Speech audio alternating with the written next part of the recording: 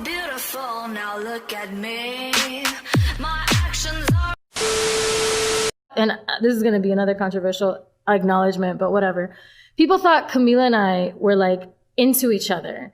And that made me so uncomfortable, like disgustingly uncomfortable, because I was queer, but she was not. And it made me feel like a predator, essentially, because It's invasive. predator because of the type of clips people would put together and the type of stories people would write and the type of stuff.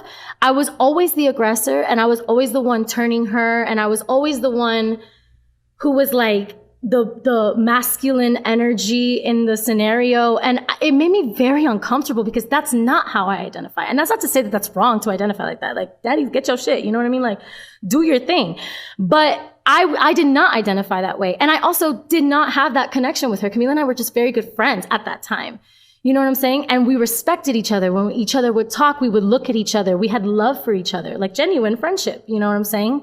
Ex-culture, I don't know about you, but growing up, I was very affectionate with all of my friends. I was very, like, we would tell each other shit that, yeah, maybe you would think we were gay if you were listening over. Yes. But we weren't, you know what I'm saying? And that wasn't the interaction. So that actually made me so uncomfortable to the point where I to this day, hyperanalyze every connection that I have with a girl because I don't want to make them feel like I'm looking at them that way, because they're to this day convinced that that was real.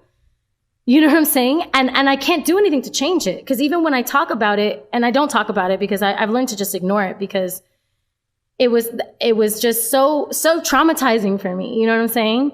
That it was like, I just chose to ignore it at a certain point, because getting angry to them would mean that it was real and validate it more for them. So I was like, okay, then I can't get angry or defend myself, apparently, because then that just makes it more real. Like, it really fucked with my head, because I was just like, I wasn't even comfortable with telling my parents about it. You know what I'm saying? Like, I wasn't even comfortable telling myself that I was queer, you know? And I didn't see Camila that way. So it just made me uncomfortable that I could potentially be putting off that kind of vibe onto someone who I wasn't trying to do that with. You feel me? Yeah. Because that made me, like, again, it made me feel like a predator. To this day, I have an issue with that because of it. Yeah. Like, I have an issue flirting with girls because I'm like, I don't want them to think that I'm trying to, you know what I'm saying? Invade or like anything like that. So anyway, punto y aparte.